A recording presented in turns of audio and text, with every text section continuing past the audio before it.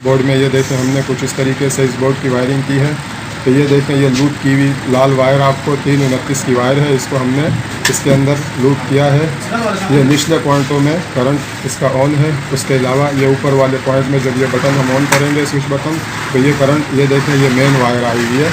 इसमें ये main wire breaker से जो आई हुई है नेगेटिव और पॉजिटिव वायर ये देखें ये नीचे लूप इसके अंदर जो हमने वायर लूप की है उसके एक पॉइंट में लगी है। तो यहाँ से पॉजिटिव करंट तमाम स्विच बटनों के ये निचले वाले पॉइंट में जाएगा।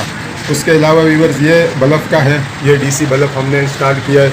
ये देखें इसको मैं बंद करता हूँ, ये पंखा बंद हो गया व्यूअर्स। उसके अलावा इस वाले स्विच बटन को ऑफ करता हूँ, ये वाला बल्ब ऑफ हो गया व्यूअर्स। इसके अलावा वो देखें एक वाशरूम में बल्ब लगाया हमने, इसको बंद करता हूँ, वो ये देखें ऑन कर दिया। ये दूसरा भी ऑन कर दिया पंखा, और ये तीसरा बल्ब भी हमने ऑन कर दिया। ये एक बटन यहाँ पर स्विच बटन ये वाला एक्स्ट्रा लगा हुआ है। तो ये व्यूअर्स ये देखें ये यहाँ से ऊपर वाले बटन से हमने पंखे का पॉजिटिव लिया हुआ है, यहाँ से एक बल्ब का, यहाँ से दूसरे बल्ब का, तीनों रेड वायरें जुड़ी हुई है।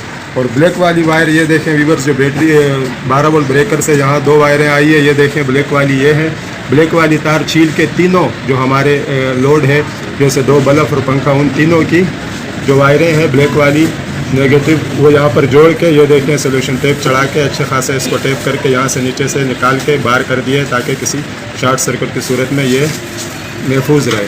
तो ये व्यूअर्स हमारे 12 वोल्ट डीसी की फिटिंग